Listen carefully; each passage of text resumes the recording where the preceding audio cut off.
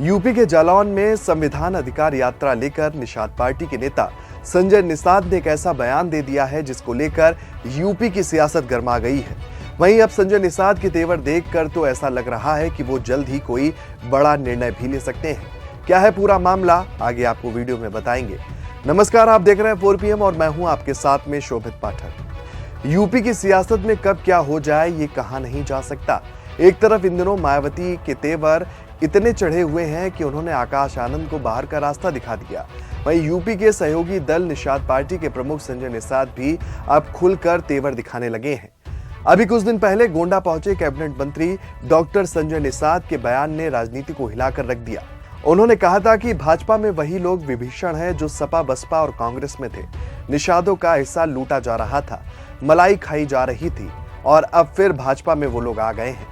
वे यहां संवैधानिक अधिकार यात्रा लेकर पहुंचे थे, जहां निषाद पार्टी के कार्यकर्ताओं ने उनका जोरदार स्वागत भी किया।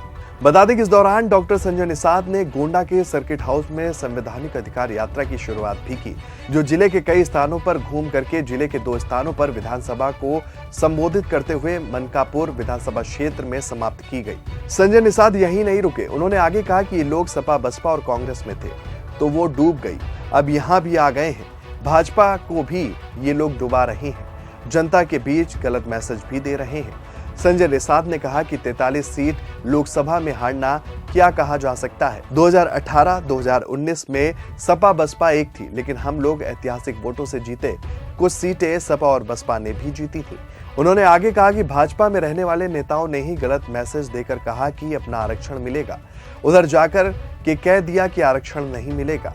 आरक्षण नहीं मिलेगा तो वोट भी नहीं देना है। संजय निषाद यही नहीं रुके, उन्होंने आगे कहा था कि भाजपा में रहकर भाजपा के विरोध में वोट डलवाएं तो उसे विभीषण कहा जाएगा।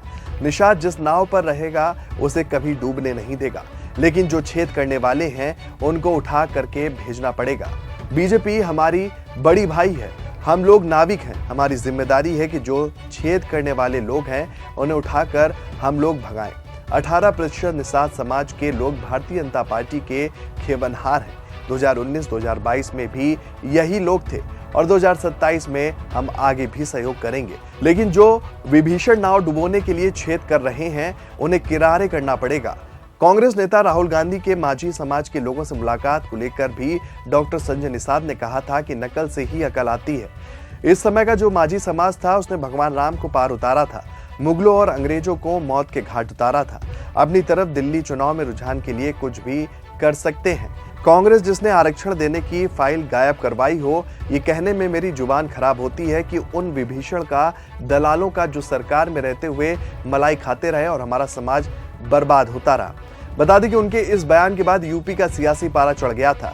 वहीं एक बार जब आशीष पटेल सीधे योगी आदित्यनाथ से मोर्चा ले रहे थे, तब इस बीच निषाद पार्टी के प्रमुख और कैबिनेट मंत्री संजय निषाद ने आशीष पटेल का समर्थन कर दिया था और उस दौरान भी संजय निषाद ने यहां तक कह दिया था कि बीजेपी नहीं जीती तो भुगतेगी। आशीष पटेल का समर्थन करते हुए संजय निषाद ने उस दौरान कहा था कि कुछ अधिकारी छवि खराब करने के लिए मंत्री को परेशान कर रहे हैं। भाजपा न हमें सीट दे रही है और न ही सिंबल, यही कारण रहा कि उसे लोकसभा चुनाव में हार मिली। उन्होंने तब कहा कि भाजपा नहीं जीती तो 2027 के चुनाव में खामियाजा भुगतना होगा। मत्स्य विभाग के कैबिनेट मंत्री डॉक्टर संजय निषाद ने आगे कहा कि संत कबीरनगर जनपद में प्रवीण निषाद की हार में भी भाजपाइयों का हाथ रहा है। दावा किया गया कि निषाद पार्टी जिसके साथ रहती है मजबूती के साथ खड़ी रहती है। जब समाजवादी पार्टी ने दरवाजा बंद कर दिया तब हम भाजपा के साथ आए, लेकिन भाजपा में सब कुछ सही नहीं चल रहा है। हालांकि इस दौरान उन्होंने मुख्यमंत्री योगी आदित्यनाथ की भी तारीफ की थी और उन्होंने कहा कि मुख्यमंत्री जी अच्छे हैं, हमारे मार्गदर्शक हैं, लेकिन कुछ अधिकारी ऐसे हैं जो लगातार ऐसा काम कर रहे हैं जिससे वोटर नाराज हो जाए, जनता नाराज हो जाए। ये अधिकारी सरकार की छवि खराब करने का भरकस प्रयास भी कर रहे हैं और विपक्ष को लाभ पहुंचाने का षड्यंत्र कर रहे हैं। उन्होंने आगे कहा कि यूपी में कुछ ऐसे राजनीतिक दल हैं जो जातीय और धार्मिक संघर्ष करके ही जिंदा रह सकते हैं। ये तो हुई उनकी पुरानी बीजेपी से अदावत की बात, लेकिन हाल ही में उन्होंने एक ऐसा बयान दिया जिसको लेकर राजनीतिक पारा चढ़ गया है। आपको बता दें कि मत्स्य विभाग के कैबिनेट मंत्री डॉक्टर संजय निषाद कालपी पहुंचे थे और यहां पर संजय निषाद ने मंच से निषाद समाज को एकजुट करने का जोरदार आह्वान भी किया। और इस दौरान उन्होंने कहा कि निषाद समाज को अनुसूचित जाति में शामिल करने की मांग को लेकर समाज को एकजुट किया जा रहा है और उसके लिए निरंतर काम भी किया जा रहा है। साथ ही उन्होंने ये भी कहा कि यूपी की 200 निषाद समाज बाहुल्य विधानसभा सीटों पर चुनाव लड़ने की तैयारी भी की जा रही है।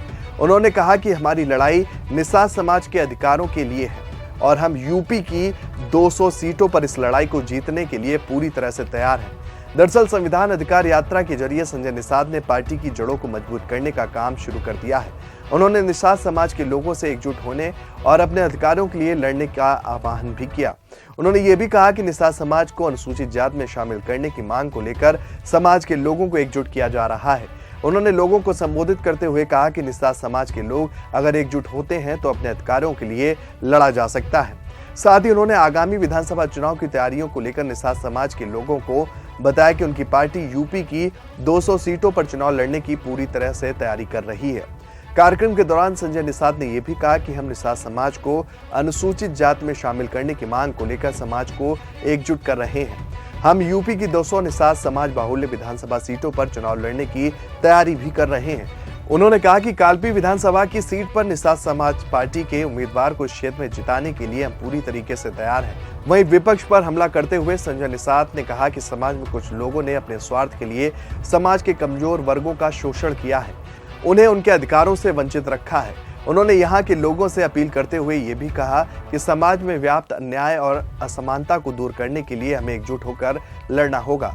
फिलहाल उनके इस भाषण में सबसे चौंकाने वाली बात 200 सीटों पर चुनाव लड़ने की है। ऐसे में अगर सवाल उठता है कि अगर संजय निषाद ने 200 सीटों पर अपनी दावेदारी ठोकी तो बीजेपी और उनके साथ जुड़े अन्य दलों का क्या होगा? क्या सीएम योगी या बीजेपी का शीर्ष नेतृत्व उनकी इस मांग को स्वीकार करेगा या फिर अगर मांग पूरी नहीं हुई तो संजय निषाद बीजेपी से किनारा कर लेंगे?